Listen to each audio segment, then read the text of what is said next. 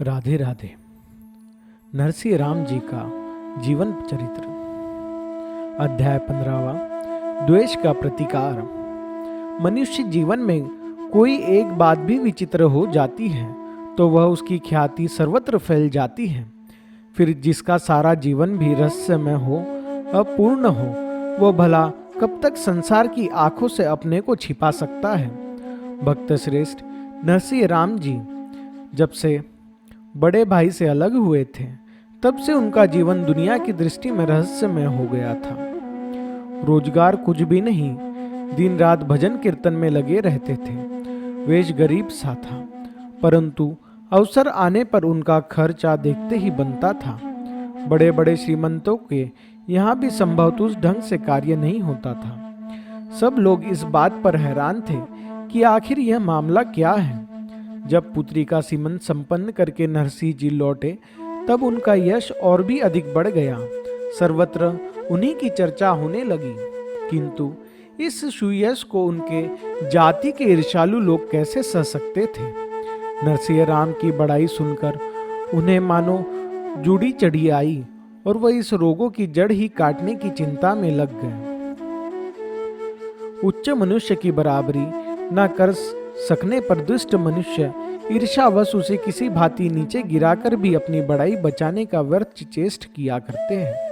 परंतु ऐसे लोगों के कारण सत्पुरुष की कभी तनिष्क भी हानि नहीं होती, वरन उनका प्रतिष्ठा और भी बढ़ जाती है और ऐसे प्रयत्न करने वालों को ही उल्टे मुंह की खानी पड़ती है। फिर भी दुर्जन अपनी मूर्खतावश बाज नहीं आते। नागर जाति के कुछ लोगों ने एक षड्यंत्र रचा, जिसमें सारंगधर और नरसिंह राम के बड़े भाई वंशीधर भी शामिल थे।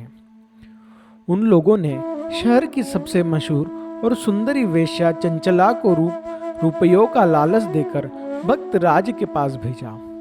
उन्होंने अपने महापाशों में फंसाने के लिए भेजा। सायंकाल का समय था। संध्या काल की पूजा आरती इत्यादि समाप्त करके साधु मंडली के बीच में उपस्थित होकर भगवान का भजन कीर्तन करते हुए भक्त राज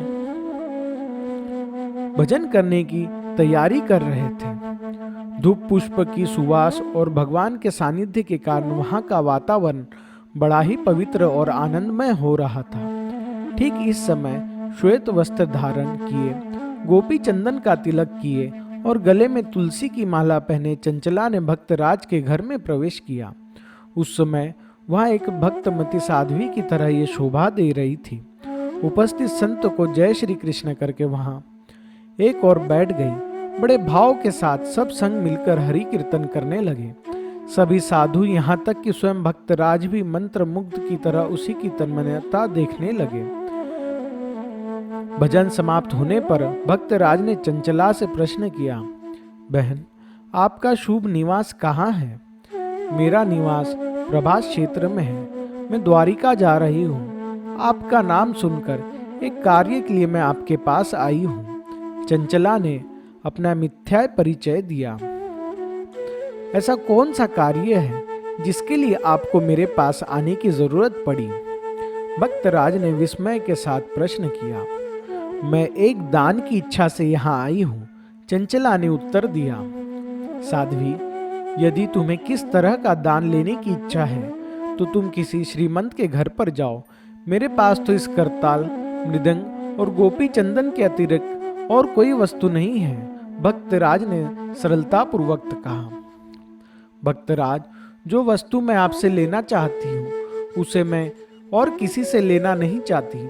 यदि आप मेरे ऊपर कृपा करेंगे तो मैं कृतकृत्या हो जाऊंगी, चंचला ने विनय दिखाते हुए कहा। अच्छा, बोलो, तुम्हें किस वस्तु की चाह है? यदि भगवान की इच्छा हुई तो मिल ही जाएंगी, भक्तराज ने उदासीनता पूर्वक कहा। आपकी आज्ञा हो गई, बस इस समय इतना ही पर्याप्त है। पीछे समय आने पर मैं आपसे मांग लूंगी, चंचला ने कहा। विकारी मनुष्य की दृष्टि में सभी मनुष्य अपने जैसे विकारी ही दिखाई देते हैं। वे शुद्ध मनुष्य को भी विकार ही मान बैठते हैं। शुद्ध मनुष्य के ज्ञान युक्त शब्द भी उनको विकार के सूचक मालूम होते हैं और वे उनका उल्टा अर्थ लगाकर अपना अभिष्ट सिद्ध करने का प्रयत्न करते हैं। चंचला ने भी भक्तराज के शब्दों को उल्टा ही अर्थ लगाया। उसने समझा, भक्तराज ने मेरे रूप पर मोहित होकर मेरी याचना स्वीकार की है। भजन समाप्त होने पर सब लोग अपने अपने आसन पर जाकर सो गए। चंचला को भी भक्तराज ने उपयुक्त स्थान सोने के लिए दिखा दिया। अंत में वह भी मंदिर के दरवाजे पर अपना आसन लगाकर सो गए। धीरे धीरे सब लोग गहरी निद्रा में डूब गए, परंतु चंचला पर निद्रा देवी ने कृपा नहीं की। वह तो अपने स्वार्थ साधना की चिंता में उपयुक्त समय की प्रतीक्षा कर रही थी। आधी रात बीत जाने पर चंचला को विश्वास हो गया कि अब कोई जागा नहीं होगा। तब उसने सादे कपड़े उतारकर सुंदर सुंदर वस्त्र आभूषण धारण किए। उस समय उसकी मुखाकृत शरीर की गठन और श्रृंगार देखने से वहां कोई देवांगन सा प्रतीत हो रही थी। वह अपने आसन से उठी और मंद गति से भक्तराज के आसन के पास आई। उसके चरणों की नुपुर ध्वनि सुनकर भक्तराज जाग उठे। कौन है? इस समय भक्तराज ने प्रश्न किया। मैं वही हूँ जो आपके साथ भजन कर रही थी, चंचला ने उत्तर दिया। फिर इस समय तुम यहाँ क्यों आई हो? भक्तराज ने पुनः प्रश्न किया। नरसिंह राम जी, मैं आज आपके पास ऋतुदान लेने आई हूँ, जिसके लिए आपको शाम को मैंने प्रार्थना की थी कि मैं किसी अन्य वस्तु की इच्छा नहीं करती। आप, चंचला ने कहा। चंचला की निर्लज्जता को देखकर नरसिंह राम आવુक हो गए। उनके मुख से केवल हरी हरी शब्द निकल पड़ा। चंचला ने पुनः अधीर होकर कहा, भक्तराज, आप अब मुझे अधिक न सताइए, शीघ्र मेरी मन कामना पूरी करके मुझे संतुष्ट कीजिए। साध्वी, तुम यह क्या कह रही हो? क्या मेरे पास तुम यही दान लेने के लिए आई हो? साधु का स्वांग धारण कर ऐसी नीच विचार मन में भी रखने से मनुष्य को पाप भागी बनाता है और अंत में अधपतन के गहरे गर्त में गिरता है। मानव जीवन पाप करने के लिए नहीं, अक्षय पुण्य का उपार्जन करने के लिए है। व्यापारी के लिए नहीं, संयम के लिए है। वासना की तृप्ति के लिए नहीं, शुद्ध सात्विक प्रेम प्राप्त करने के लिए है। चरित्र का सर्वनाश करने के लिए नहीं, सचरित्र का संग्रह करने के लिए है। अविद्या की उपासना करना मनुष्य का जीवन लक्ष्य नहीं है, बल्कि अविद्या का नाश कर सुधा का सेवन करना है, अर्थात पूर्वोपार्जन पुण्य के प्रभाव से यह दुर्लभ मनुष्य दय तथा वेद ज्ञान संपन्न पुरुषत्व प्राप्त होने पर भी जो मूढ़ बुद्धि मनुष्य मोक्ष के लिए प्रयत्न नहीं करता, वह आत्मघाती मनुष्य असत संसार ग्रहण करके स्वयं अपना नाश करता है। साध्वी, विषय की तृष्ण, संसार अन्य पदार्थ की तृष्ण तथा मन कीर्ति आदि की तृष्ण मनुष्य को बलत नरक की ओर ले जाती है।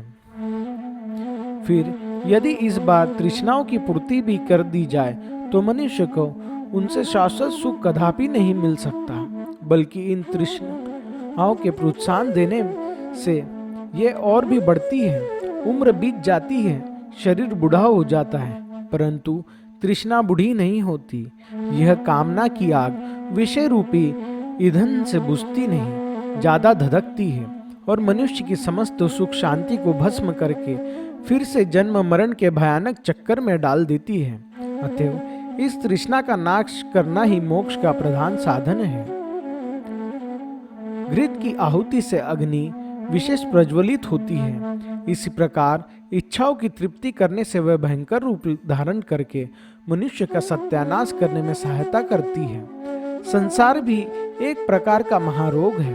उसको दूर करने के लिए भगवान स्वरूप दिव्य औषधि बड़ा ही उपकार करने वाली है, परंतु उस औषधि सेवन के साथ साथ विषय यादि रूप का सेवन करते रहने से नए नए रोगों के अंकुर उत्पन्न होते रहते हैं। इसीलिए महारोगों का नष्ट होना कष्ट साध्य हो जाता है। भक्तराज ने इसी विस्तृत विवेचन चंचला के हृदय को एकदम पलट दिया।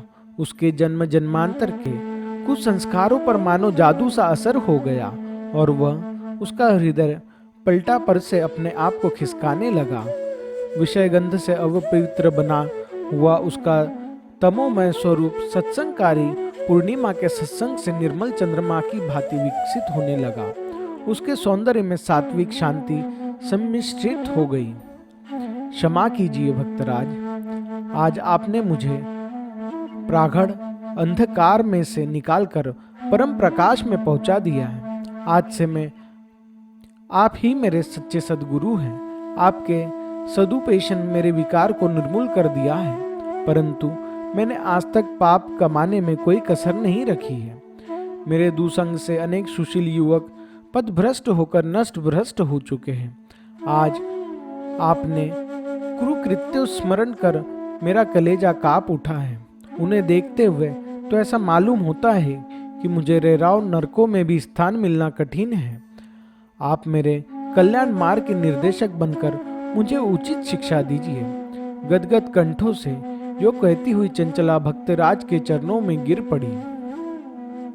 पुत्री, अनेक प्रकार के पाप करने पर भी यदि मनुष्य सच्चे हृदय से पश्चाताप करे तो वह उन पापों से मुक्त हो जाता है। फिर भगवान अनन्य चिंतन तो पतित मनुष्य को पावन बनाने के लिए ही प्रसिद्ध है। अंततः तुम अपने घर जाकर भगवान का अनन्य मन से प्रेम पूर्वक स्मरण करो। तुम्हारे लिए यही सच्ची शिक्षा है। मैं गुरु बनना नहीं चाहता, क्योंकि मुझ में ऐसी योग्यता ही नहीं है, भक्तराज ने कहा। चंचला भक्तराज की आज्ञा शिरोधार्य कर अपने घर चली गई। उस दिन से उसने वृक्षावृत्ति छोड़ दी और बहुत सादगी के साथ रहकर भगवान भजन तथा साधु सेवाओं में जीवन बिताने लगे। 8-10 दिन बाद सारंगधर चंचला के घर गए। वहां का नया रंग ढंग देखकर वह तो दंग रह गए। चंचला उस समय साधु मंडली में बैठकर भजन कर रही थी। उसके चेहरे पर एक अलौकिक तेज खेल रहा था। क्यों चंचले, उस विषय में क्या हुआ? सारंगधर ने पूछा। सारंगधर जी, आप निरपराध भक्त राज को व्यर्थ ही दोष लगाकर महान पापों के भागी बनना चाहते हैं, परंतु याद रखिए, दूसरे के लिए जमीन में गड्ढा खोदने वाला मनुष्य ही खुद उसमें गिर पड़ता है। आप लोगों का द्वेष उनके ऊपर कोई प्रभाव नहीं डाल सकता। मुझे तो घृणा होती है कि आप लोग जाति के अग्रणीय कर्णधार होते हुए भी दूसरे मनुष्य का उत्कर्ष नहीं सह सकते। मैं इससे अधिक आपसे बात करना नहीं चाहती। आप जाने और आपका काम जाने। इतना कहकर चंचला पुनः भागवत भजन में लीन हो गई। परमात्मा की कला अकाल है। चंचला के यहाँ से तिरस्कृत होकर जब सारंगधर वापस लौटे तो मार्ग में एक भयंकर सर्प ने उसे डस लिया। पल भर में सर्प का विष उसके रोम रोम में फैल गया। वह मार्ग में ही बेहोश होकर गिर पड़ा। देखते ही देखते वहां बहुत से लोग एकत्रित हो गए। नाना प्रकार के उपचार किए गए, परंतु विष नहीं उतरा। लोग उसके जीवन से निराश हो गए और उसके परिवार के लोग रोने लगे। अंत में एक नागर ने कहा, भाइयों, एक उपाय है, उसे भी करके देख लेना चाहिए। आजकल नरसिंह राम जादूगर बना हुआ है। कदाचित उसके हाथों से सारंगधर जी का सर्प विष उतर जाए।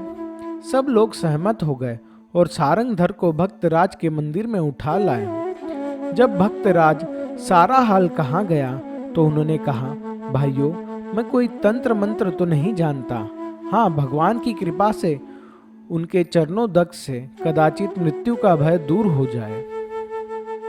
इतना कहकर भक्तराज ने भगवान का स्मरण किया और भगवान का चरणामृत लेकर सारंगधर के मुंह पर मार्जन किया। भगवान की कृपा से सारंगधर का सारा विष उतर गया। वह सचेत होकर उठ बैठा, परंतु वह सामने नरसिंहराम को देखते ही भीतर क्रोध से जल उठा। वहां से उठकर चुपचाप घर चला आया। इस प्रकार भक्तराज ने द्वेष का बदला प्रेम से देकर अपने विश्व प्रेम का आदर्श लोगों के सामने प्रकट कर दिया। जय श्री राधे, राधे राधे, जय श्री कृष्ण।